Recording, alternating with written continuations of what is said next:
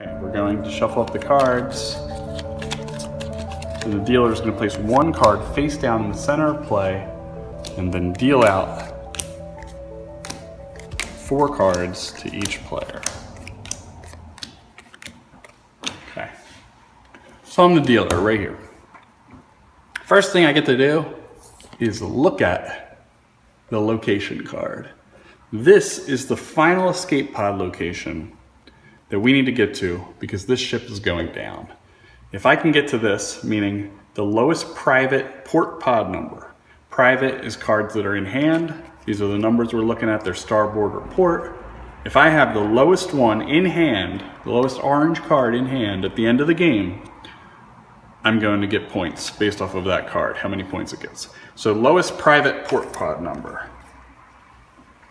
So my only port pod is the 4, which is the one card that is port and starboard. So as the dealer, I need to lead people away from keeping low port cards in hand. So I've got my work cut out for me this turn as the dealer. First thing I'm going to do is play a card down. I'm going to go with the 7 starboard, and there's a couple reasons why. As a dealer, I know that this is lowest private, orange, so I'm trying to keep that. This is going to throw people away from keeping their low pods altogether because the win condition of this card was lowest private pod.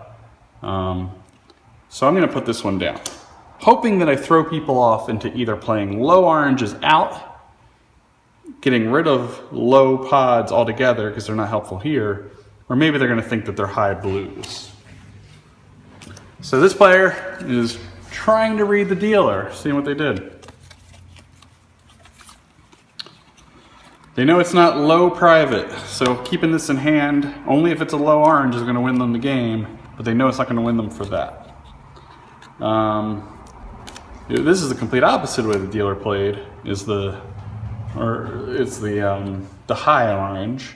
They know it's not lowest public pod altogether, so playing this to public, they know it's not low there, but they don't know if the lowest private is out there, or the lowest orange altogether, the lowest port. So they're going to play this one down. Comes to this player. They've got all the low oranges, so they can win this game, although they don't know it. If they play this one, they're going to be lower than them, but they see lowest public port pod is not going to win them the game because they have that card. So this card isn't going to win them the game for this reason, but there is a lowest pod number, just altogether pod card that they could be. So playing that isn't going to help them right now. So maybe they're going to go opposite of dealer with a high orange and a different opposite. There's so many different opposites, but they're going to go high orange to see what's going on.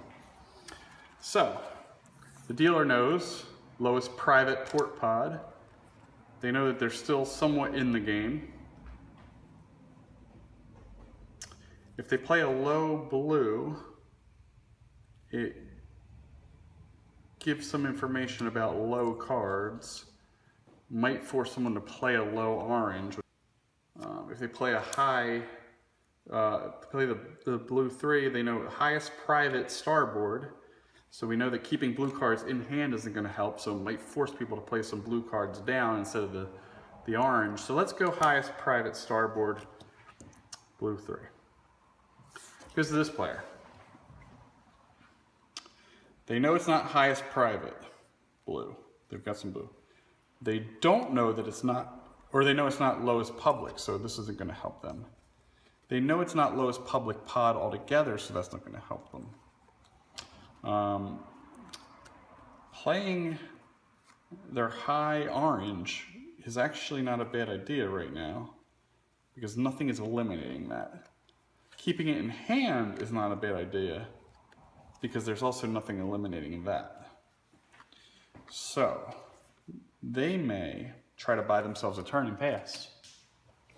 Also, we have to keep in mind, we are at 7 plus 6, 13, 14, 15, 16, 17, 18 points in play, meaning the next 2 points in play are going to end the game.